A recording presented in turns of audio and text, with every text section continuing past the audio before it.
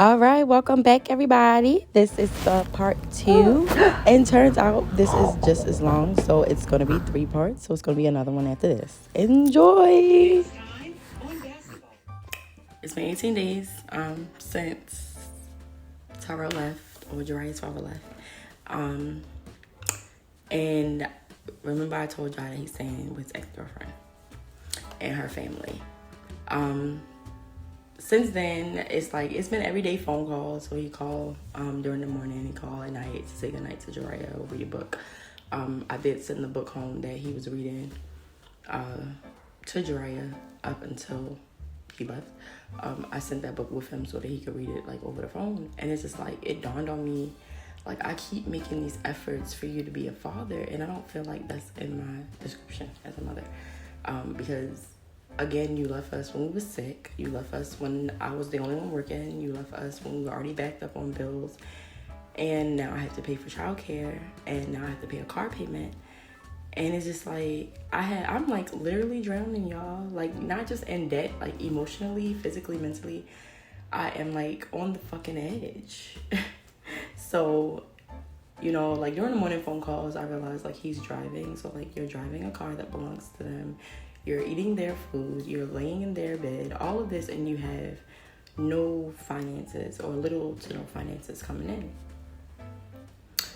You're an hour and a half away from your son. So if Jariah got out of school or got out of daycare early because they wanted to close at 3 o'clock for the holidays yesterday, I had to leave work to go and get Jariah, to bring Jariah back to work, to bring Jariah back home. I can't call you and say, can you go and grab him, because you're an hour and a half away. Nor do I think that you will make it a priority. And so 18 days consecutively, y'all, I've been doing this. He came over because the gas got turned off. I forgot to pay the bill. It wasn't that we didn't have the money. We damn near don't have the money. But I lost track of it. So it got turned off. And in order to get it turned back on, somebody had to be home, which frustrated me more because you already would have been home. So they would have been able to come and turn the gas on sooner. But because I have to now find somebody and it's just me, Jariah, and him, for real, that I'm close to here, it makes it a little difficult. No, I don't wish that I would just go home. It's not an option for me. But, yeah, he came then. And then they ended up not even turning the gas on until the Friday when I was off of work because of some BS. But so even that visit was pointless, and it should have been Jariah's time, and I don't feel like it was. I don't feel like Jariah was prioritized. Of course he's a baby, so he don't do much, so he don't require much. But it's just, I don't understand it. But now here we are, the weekend that he's supposed to start doing full weekends, and it's Saturday. Maybe I'm just doing too much, but I feel like a full weekend will be Friday through Sunday. But hey, so, or at least Saturday morning, but it's Saturday and it's 2 o'clock in the afternoon, or 12 o'clock in the afternoon. You're just calling to say good morning because you got lit last night or whatever.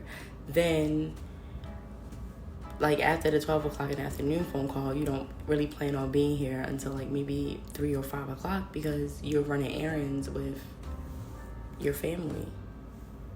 So my rest is not prioritized. I said that I wanted to do DoorDash because we needed extra income. My sister set me up on DoorDash so that I could make some money. So I can't do that. I can do that. I just didn't want to do it by myself. So we ended up just doing it today anyway. I wanted to go and have me time, running my errands by myself without having to take Jariah in and out of the car. Because one, is wintertime, the weather's crazy and it's different down here. So we don't really understand it yet. So to be safe, I'd rather just have him in the house. But, okay, that's neither here nor there. But 12 o'clock in the afternoon, you're calling and you're in City Trends shopping with your ex-girlfriend and her family. Then he's like, oh, they say they're going to get something to eat and then they'll drop me off. And it's just why couldn't you find your own way? Where was the attempt? What? It just does not get that you're making Jariah a priority or my son a priority. And what I'm not going to do is expose him to the revolving door or many faces that you put on pretending to be something that you are not. It's not fair to him, and I've already endured it enough. So to me, it's just like a failure, like another disappointment under the belt. And I'm tired of it. I don't necessarily want anything from him because you're not willing to offer it. He got paid $170, so he said, and he told me this yesterday. So between yesterday and today, I still don't have a check, y'all. I still don't have no money, still no cash app, no direct deposit, nothing. Like, but you said you had this money, and it was not a priority to make sure that we had it. Regardless of what excuse you may have, it was not a priority. We were, once again, not a priority. So I'm just tired of falling for potential, y'all. Like, it's just not good enough. Potential is just no longer good enough. I need to see the effort that you put behind the potential to see anything. And honestly, I'm not even interested in looking at no more niggas. Like, this nigga barely made it through the cracks. He had no business here in the first place. And now it's just like, I try not to say regret, but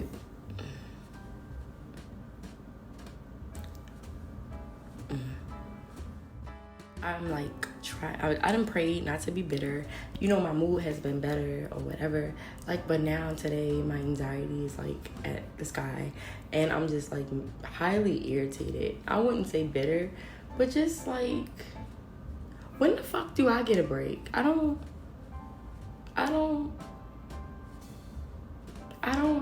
not seeing the reasons that we need you around. Because if I'm already doing everything by myself, you can come this weekend, pull up when you feel like it or when it's convenient for you, celebrate the holidays that I struggled to fucking make exist or create even just the feel. Like, I gotta take Christmas pictures of y'all when you knew that we were taking Christmas pictures last Sunday and you still decided to go home.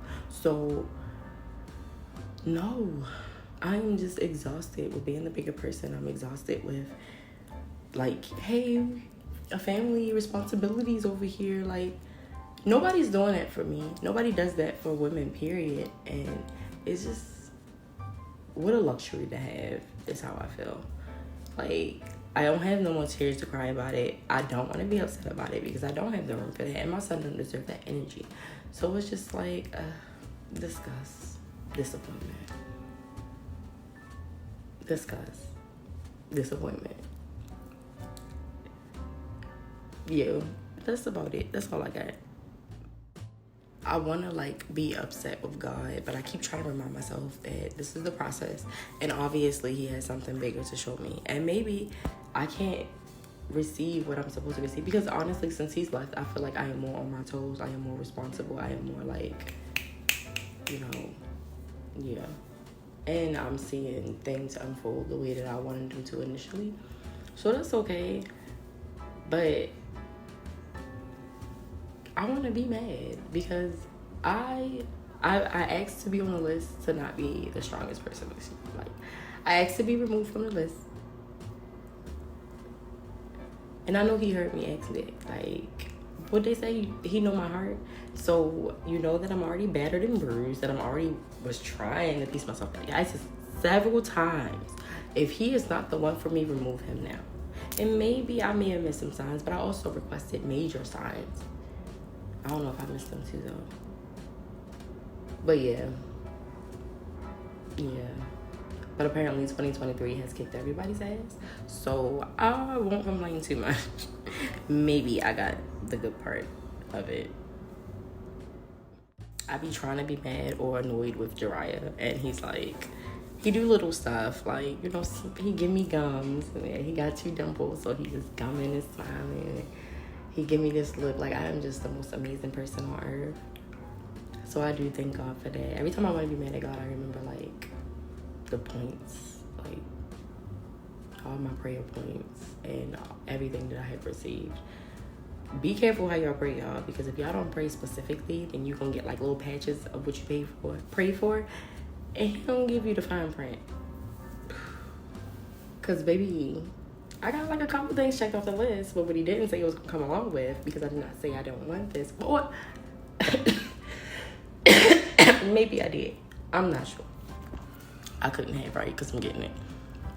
Look, y'all, pray for the girl because the girl is struggling. But Merry Christmas and Happy Holidays to y'all. We're gonna find a way to celebrate regardless. Oh, and my mama, even though we not speaking because we fell out during Thanksgiving break. I don't know if I did a video on that. I'm gonna have to go back and do that. But we fell out on Thanksgiving break. But she still ended up sending stuff for the baby, for the baby in general. And baby, I'm so happy because now my baby got stuff for the Christmas tree. So shouts out to mommy. You know I love you, girl. But we just gotta iron some things out. But yeah, like, he reminded me of the strength that I got and keep me going for real. Even like the times that I swear I'd be wanting to give up because I don't feel like this is fair. This lady today, when I went to go get my gas from the Nissan dealer that I got my car from, and every time I look at that car, y'all, I have a heart attack because I'm reminded that I had to pay for it.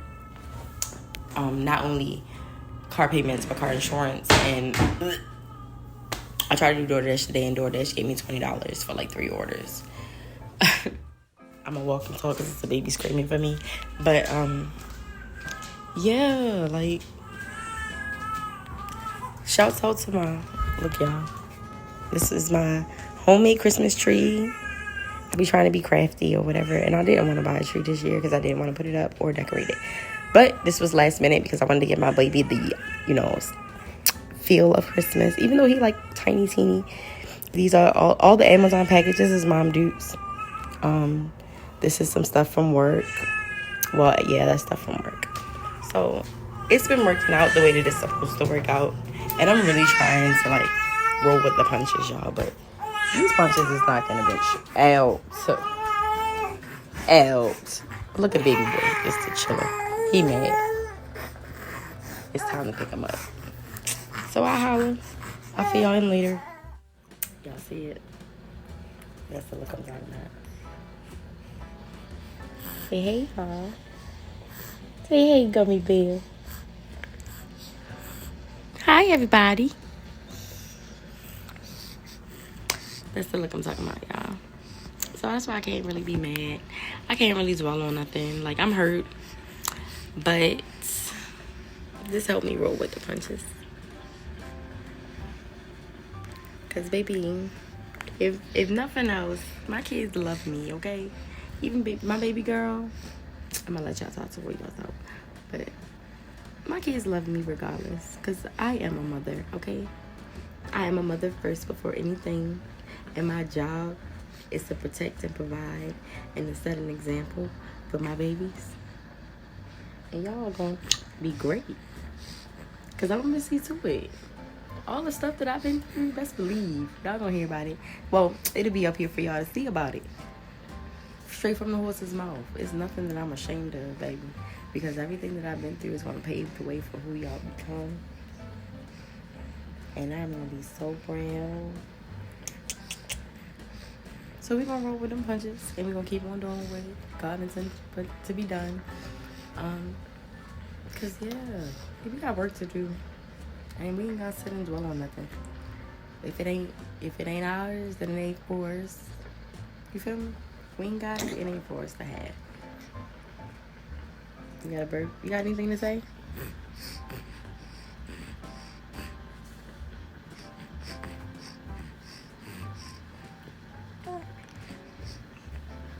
That's it?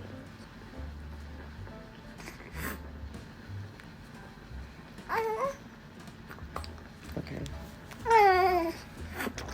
I gotta get off track, y'all. But my the dealer lady, the lady at the dealership, I went back there today to do a what is it called? A survey. They told me to come back to do the survey so I can get a free tank of gas. And baby, I need anything that's free. It's for me. So yeah, I went to get my free tank of gas, and I'm gonna go see her. Her name is Miss Rosie, and I love her dearly because she loved me. And she's like, this is not the first time that I've heard this, but she's like, oh, I just love you. You're light, like your energy, like you just have this light about you. And I just love it. Like you remind me of my daughter. And she's like, you just make sure that you stay in touch and you keep in contact with me because I just love you. Like, I'm here. And this is not the first time that I've heard it. So it's like I try to keep that in mind whenever I do stuff because I know what my intentions are. And I just want to love people. Like, I just want to love people. I just want to help people be a little bit better. as I'm learning to be better, not saying that I'm perfect, because I'm definitely not, but in my journey, like, it feels so good. It feel bad because you walking through like the fire, basically, with them gasoline draws on, looking at yourself, really having to pick yourself apart and do the work all over again and reteach yourself certain things. But it is so beautiful, y'all. Like, it's so beautiful that I want to share it with everybody. It's so beautiful that I want you to feel this, like, this freedom, this sense of peace, and just knowing that because I am who I am and I try my best to be intentional and I do everything from love, with love. I can't quote y'all Bible verses or anything like that, but the stories that I've heard from the Bible, I can feel the miracles. I can feel like the presence, and I can feel myself changing, and I just feel the energy. I am so raw to the point where, like, you can come around me crying and I'm obligated to help. It's not a chore for me. Like, any way that I can assist anybody, I'm going to, because that makes me feel good. Like, it's not like I need to help somebody, but just to know that I'm capable of it, or any way that I can, whether it just be a casual conversation, a smile, a compliment. Because, baby, I'm broke. I ain't got no money. Don't come over here for that. But, yeah, just the little things. Like, you never know how big of an impact you can have just with a small gesture of kindness, an act of love. And because I pride myself on that, and that's, again, shouts out to my mother, because she walks and she embodies love. Like, she's not perfect the same way that I'm not perfect, but she embodies love. And that kind heart is that genuineness, like, it's crazy. And I want that for everybody. Like, I make me feel bad. Like, I be disgusted with y'all sometimes because a lot of people don't see it, or it's like very difficult to give. And it's not. Like, it's nothing to give somebody understanding and say, oh, I understand that you're not on the same level that I'm on. Not disrespectfully, but we're on two separate journeys. And I have to understand that. I'll give you what I can give you. However, I have to understand that maybe I'm a little bit further ahead than you. Maybe I'm... And it could just be in certain areas, because maybe you got more bread than me. But I feel like I'm a little bit more enlightened. And I'm fine with that. I'm okay with that. Because I feel like no matter what, and it's been said, like, an example has been made several times, like, for me personally, to say that I know that I'll be good, like, regardless. And I'm sorry, y'all, but I'm not fancy like everybody else. And I feel like if I sit and I take the time to do my makeup and beat my face and make sure my outfit is on fleek and angle the camera to a certain angle or whatever, I feel like that's going to take away the authenticity of what I'm trying to do and the point that I'm trying to get across. Because, baby, I am beat down and I'm dragged through the mud the way that 2023 has been doing everyone, apparently. So I don't want to give the impression of anything otherwise. I don't want to make it seem like this shit is easy when it's very difficult. And right now, honestly, I'm very comfortable and I'm in my skin. Like, my locks are growing. My attitude is getting better. The stress, it don't feel as heavy as it should. So please don't feel sorry for me. I'm really just sharing this for, like, the experience, just to let y'all know, anybody who is going through anything similar, that you're not by yourself. It's a couple of us going through the same situation. And it's not nothing that you can't overcome. Period. It's nothing that you can't overcome. Like, we all have our separate journeys. We have our own separate struggles, and some may be worse than others. But if you are up and you are active and you are moving, then praise God and keep it moving, because it's something that you need to see. Until we are knocked down to the bottom of the barrel, to the point where you do not want to get up, you've been knocked down so many times, that's when he'll start to show you little things, and then you'll have to stop and really process the fact that, dang, just yesterday I was here. Like, that's crazy, because that's what happened to me. And the feeling of that, like, because when I get to points like this today, when stupid stuff happen and I really don't have control over it, it's just like, I'm not gonna lie, I panic for like at least maybe a day or two, because I cry, I scream, I cry, I'm angry, and I'm saying stuff that I probably shouldn't say, stuff that's probably ungodly because, again, I'm not perfect. Like, but at the end of the day, I know that the reason that I'm capable of shaking it off and pulling myself up by my bootstraps is because I am blessed. Like, I will give that credit to nobody else. I am blessed. And I know for a fact that I'll be good. Like, I know for a fact that I'm capable because I have the mindset of that. Like, I reached out to my pastor, y'all, during all of this because I just need reassurance. Sometimes it's like I be trying to, like, it's like a battle.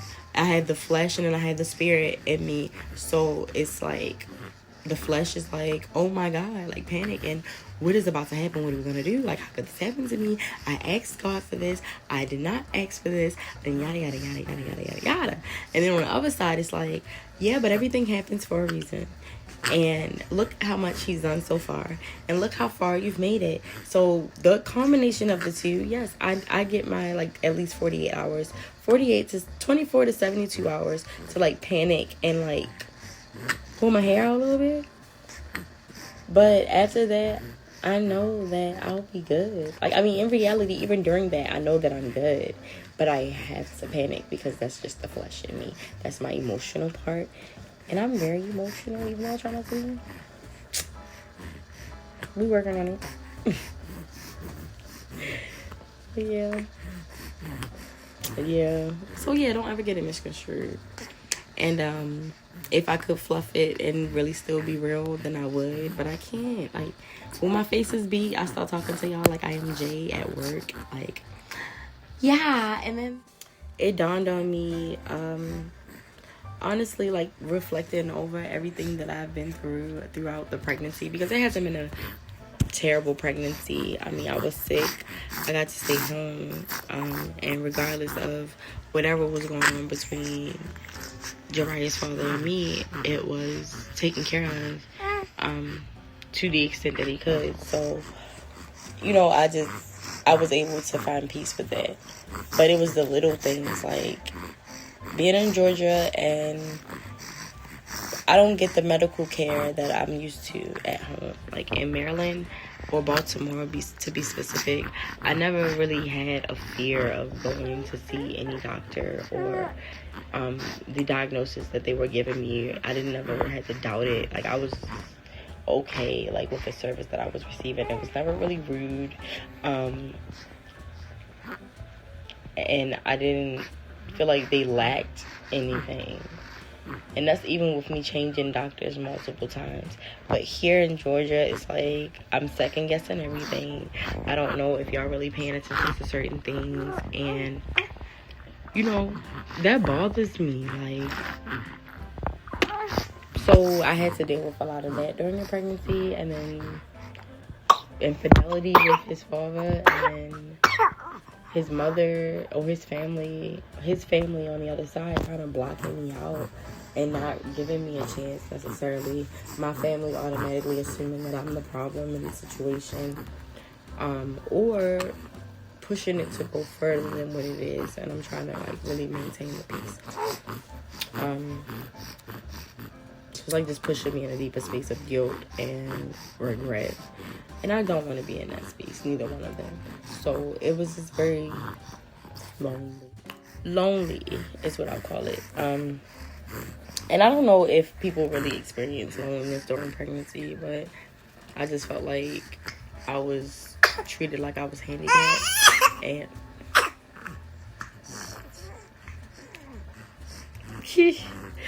yeah, treated like I was handicapped. And just like everything was... What is that? Like, it was just like walking around on eggshells. And that was not... Bless you.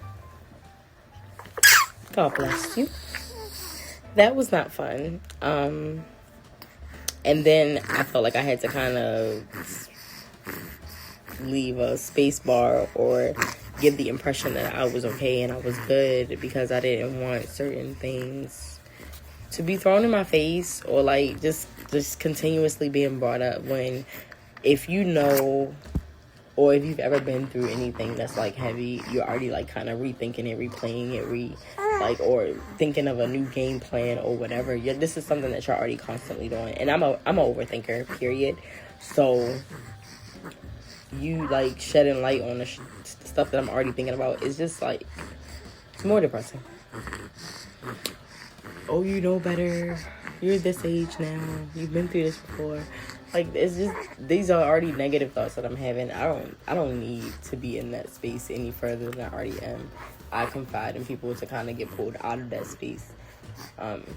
Because when I go through stuff, the only thing that I know to do is to really make, like, humor out of it. Like, because this is a joke to me, and this little simulation called life, like, be doing some stuff.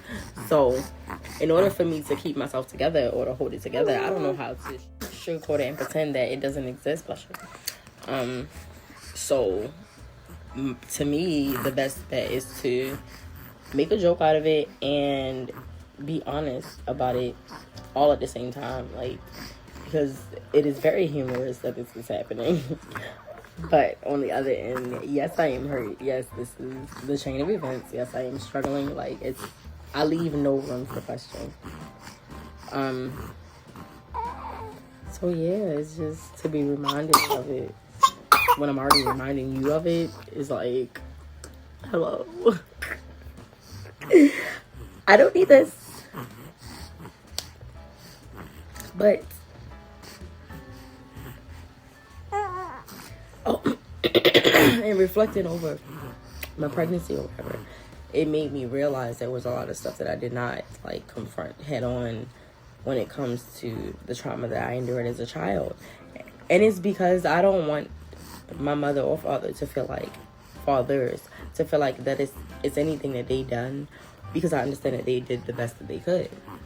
But even today as an adult, I'm still put in a position where I feel like I'm cowering and I'm a little girl in the corner and I can't say certain things and I can't do certain things, and I don't feel like there's anywhere that I can authentically be myself where it's not interpreted as, oh, she just crazy, or she just being herself, or she just being a bitch. Like, excuse my language, is being boxed into that space, and it's just uncomfortable. And my best friend kept asking, like, why don't I just come home? And it's because I don't want to be reminded that even with me being surrounded by family and loved ones and so-called friends, I still feel unseen, unheard, and then people have this way of treating me like I'm just a ghetto, like, unruly type of person that I just don't know how to carry myself. And that hurts my feelings, and it's degrading for me because I feel like it's a lot that I avoid, and it's a lot that I just don't take pride in doing. It's those moments where I feel disrespected or unheard or disregarded that now I'm reacting to defend myself. But everybody make it seem like I'm just this person who go out looking for trouble or just disrespectful or whatever, like, for no reason. And that's worse than me having nobody, because why do I want that around me? If that's what you think of me, why do you want to be around me? So that makes it difficult to be home, and that's the reason that I left home. It wasn't just because I was going through a custody battle. Like, it wasn't just because, like, I'm fighting to be myself. I'm fighting and I'm defending myself to the people who are supposed to love me and accept me unconditionally, and to know that I don't have that support and that love where I come from. And being in Baltimore, I've been around so many different families and so many different people, and they accept me wholeheartedly as I am, and they are proud of me and they love me, even down to my witty behavior, or just, sometimes saying what comes to mind, or being real. They love and they appreciate that, but I don't feel like that is celebrated at all times with the people who really, like, surround themselves with me or really want to be in my space. It's conditional, because one minute you love this person that I am, and the next minute you're tearing me down, and that's difficult, and it's traumatizing, and I don't know, but it hurts my feelings, and to be in that space and be reminded that I'm only in this box and this is the only way that you see me. I'm only this person, and then I can go somewhere else and they say, oh, you are a light. Your energy, yada yada yada. Like, why would I go where I'm tolerated when I can be celebrated? And that's just how I feel. If there is 1,000,001 places on earth where I am celebrated and people appreciate me for the person that I am without trying to belittle me and tear me down and keep me in certain spaces or characterize me by certain mistakes, then does that not make sense? I don't know. That's neither here nor there. But there are things with my parents where I feel like there was a lack of protection. So I have grown accustomed to protecting myself. I've grown to like just keeping my own company and giving myself the accolades and pushing myself as far as I can, because I'm not saying that they were not good parents, because I don't want anybody to think that I had bomb parents. It just was certain areas where they maybe didn't know how to give certain things, or that I just feel like I lacked. And I pay for that every day, and I have to nurture little me. But in all of the interactions that I'm having, which is again why I have a hard time going outside, y'all, because I don't like to interact with people and they take advantage of the person that I am, and they drain my energy instead of fueling it. I don't know if that makes sense, but I just don't feel like I get stuff back. The amount of understanding that I give, the amount of patience that I try to exude, or the love that I just display, I don't feel like it's always returned, and having to ask and constantly beg for it when I could enjoy the comfort of my own company, doing the stuff that I like, singing the songs that give me the energy and the fuel that I need in order to be the person that I am. That's where I find my comfort. Maybe a little drink of wine, a nice playlist, a bath. Like, the mirror is where I find most of my comfort, not being conceited, but I find comfort in keeping my own company. No, not thinking that I look like $1,000,000 because I look a mess. But I am me, and I'm okay with me, and I know what my flaws are, and I'm working on that.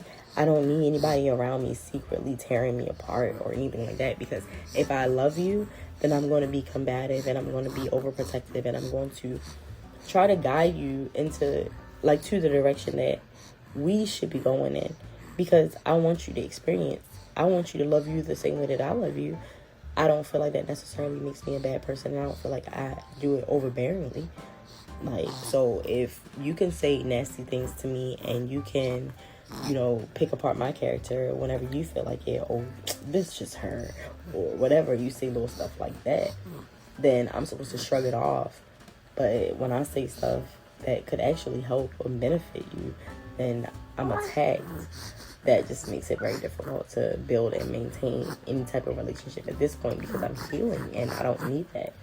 It's not safe for me if I'm already like kind of. But now I feel like I'm rambling. But I hope that give you all the gist of pretty much where I am right now today. And until next time, say bye. See you later.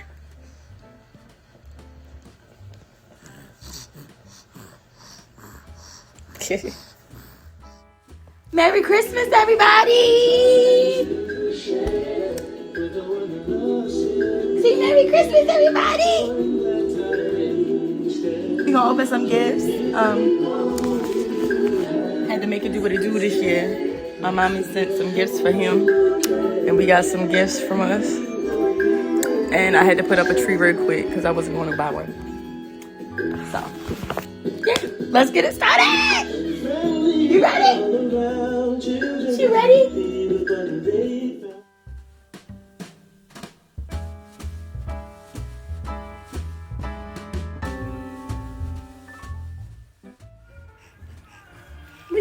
to the people. Say Merry Christmas.